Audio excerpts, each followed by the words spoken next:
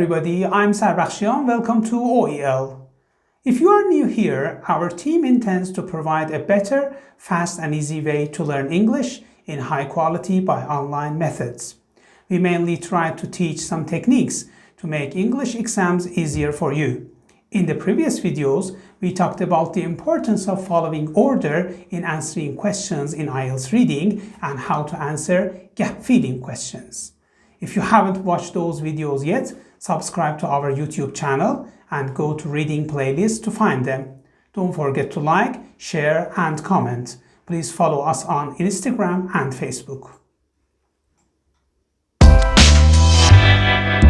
In this video, I'm going to teach you how to answer true, false, not given questions in Ielts reading.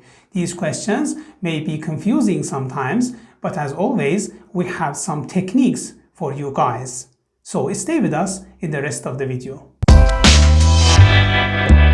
Before starting this session, I'm going to talk about the difference between true, false, not given questions and yes, no, not given questions. Remember, true, false, not given questions are about facts, but yes, no, not given questions are about the writer's opinion. However, the techniques to answer them are the same. Okay, let's go back to true, false, not given statements. When the statement agrees with the information in the passage, the answer is yes. But when the statement contradicts the information in the passage, the answer is no. And when there is no information in the passage about the statement, the answer is not given. So remember, there is no wrong answer, and false does not mean that the answer is wrong. It only means that the statement contradicts the information in the passage. Okay, now let's take a look at the questions for a moment. I'll give you some time to read and underline the most important words in the question, or you can pause the video to do it.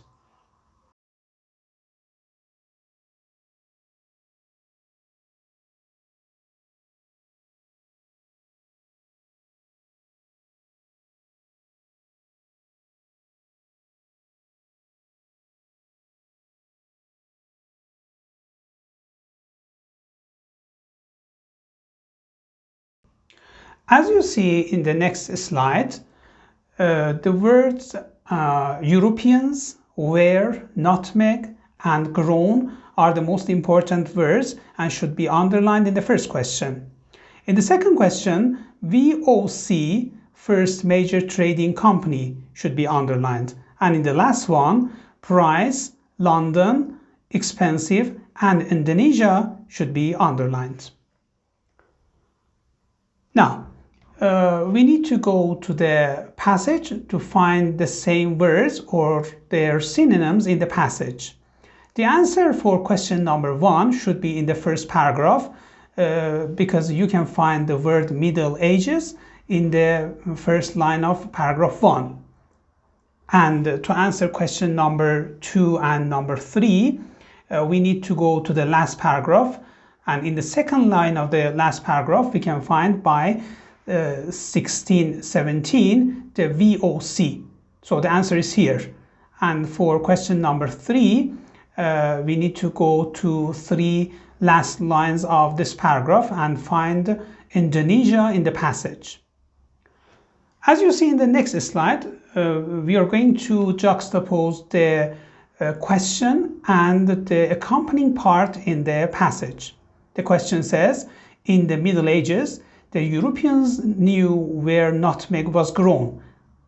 And the passage says, throughout this period, the Arabs were the exclusive importers of the spice to Europe.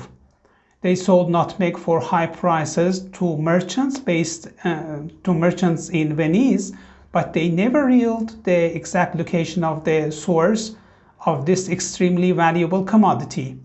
So as we see in the passage says they never revealed the exact location. And the question says most Europeans knew where nutmeg was grown. So the answer is false because the information in the question and passage contradict each other. For question number 2, the question says The VOC was the world's first major trading company. And the passage just talks about VOC as the richest commercial operation in the world. So there is no information in the passage about the statement in the question number 2. So the answer is not given. And for question number 3, the question says, the price of nutmeg in London was much more expensive than Indonesia. And the passage says, nutmeg bought for a few pennies in Indonesia could be sold for 68,000 times its original cost on the streets of London.